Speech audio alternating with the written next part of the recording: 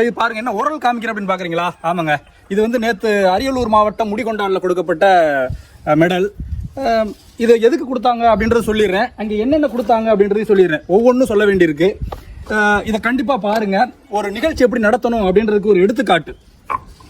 இதை பற்றி தனியாக ஒரு வீடியோ போடணும். எதுக்காக அங்கே கல்லூரல் கொடுக்கப்பட்டது, இந்த வரலாறு மீட்பு குழு வரலாறு மீட்கிறாங்க, இதை பற்றி பேசணும்னா அது ஒரு தனி ஷார்ட்ஸாக நான் போடுறேன். அதுக்கு பிறகு இதுதான் கொடுத்தாங்க. பார்த்தீங்கன்னா 30 வயதிற்கு மேல் மதுப்பழக்கம் இல்லாதவர்களுக்கு கொடுக்கப்பட்ட இந்த மாமனிதர் விருது நமக்கும் கொடுத்துருக்காங்க. இந்த வரலாறு மீட்பு குழுவுக்கு மிகப்பெரிய நன்றி.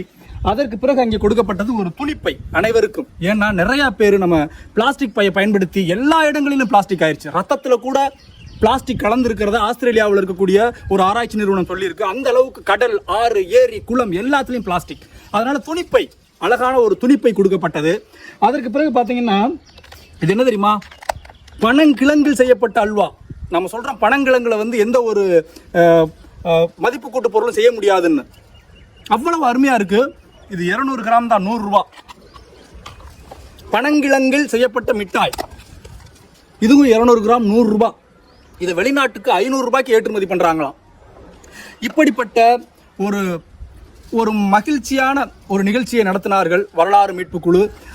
தமிழ்நாட்டில் இருக்கக்கூடிய அனைவருக்கும், அனைத்து மாவட்டங்களிலும் இது விரைவில் நடைபெறும். நன்றி.